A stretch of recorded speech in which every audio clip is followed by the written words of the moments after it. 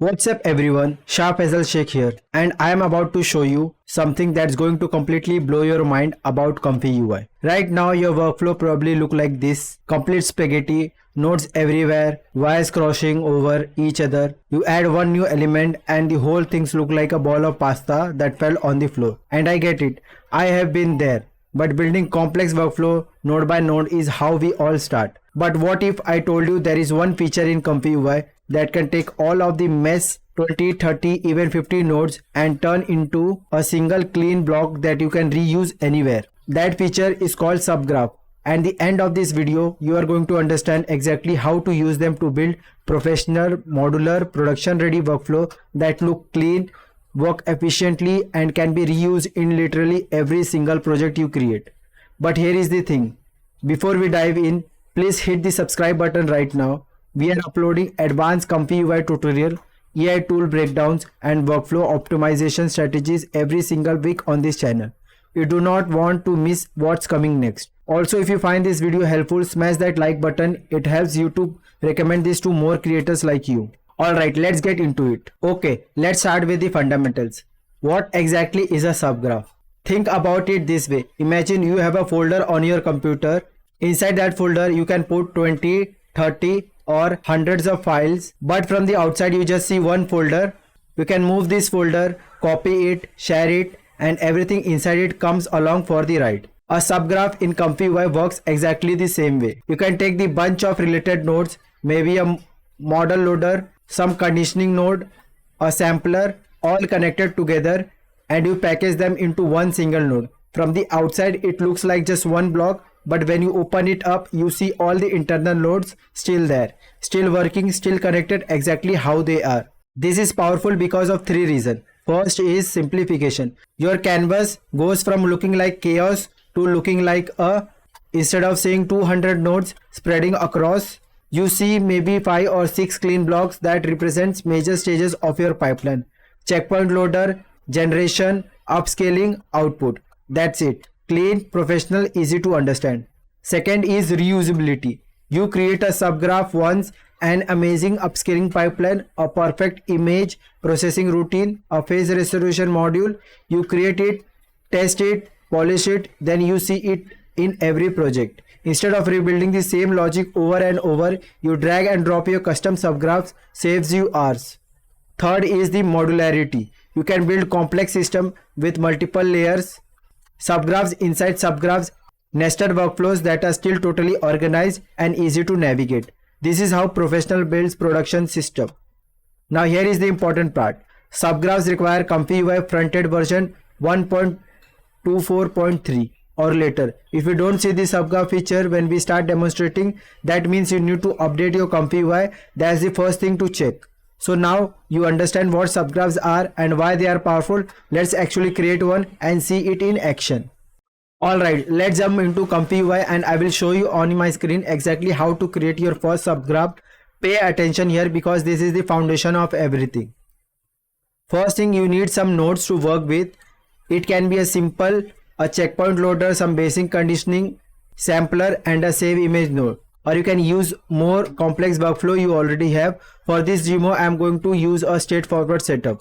The key thing is make sure you have related nodes that you want to group together. There should be nodes that work together toward a specific goal. For example, all your sampling nodes or all your pre-processing or all your upscaling logic. Now here is where it starts. You need to select the nodes you want to put it into the subgraph. You can do this two ways. Option 1 is you can select it individually by pressing shift button and left mouse button. You can select individual nodes. This is more precise if your nodes are spread out and you want to avoid selecting something you don't need. And the option 2 is hold control and click left mouse button and just drag. Whatever comes in this box will get selected. See how they are highlighted? That's your selection. Makes absolutely sure you have exactly the nodes you want, no extras, no missing ones. Alright, now look at your toolbar. You are looking for the subgraph option. So this is the subgraph option. You just have to click it. And just like that, bam, your selected nodes disappear from the main canvas and get packaged into one single subgraph nodes. All those nodes are now represented as one clean block. See how much cleaner your canvas looks already. That's the power of subgraphs right there. But here is the thing, right now this subgraph is pretty basic. Comfy UI automatically exposes the main inputs and outputs based on what was connected. But we haven't customized it yet. We haven't named the slots. We haven't organized the parameter. We haven't made it production ready. That's what we do next. And if you are following along and you created your first subgraph successfully, drop a comment below right now and tell me you did it. I read comments, I respond, and it helps me know what content is resonating with you. Let's jump into customization. Alright, so we have a subgraph created. Now let's crack it open and make it professional. To go inside the subgraph and see the internal nodes, you need to enter the edit mode.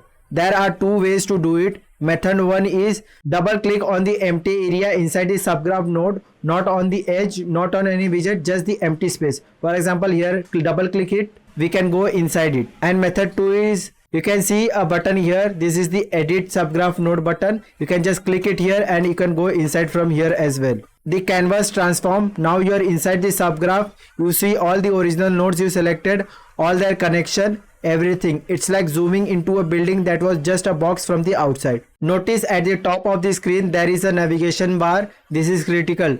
This shows you where you are in the hierarchy. You can click it anytime to jump back to the parent level, back to your main workflow. For example, you have to click here to go to the parent level and click here to go inside again. This is how you navigate nested subgraph. Now on the left side of the subgraph you see input slots. These are the connection and parameters that come from outside the subgraph into these internal nodes. On the right side you see the output slots. These are what the subgraph sends back out to the rest of your workflow. Each of these slots corresponds to something that was exposed from the internal nodes.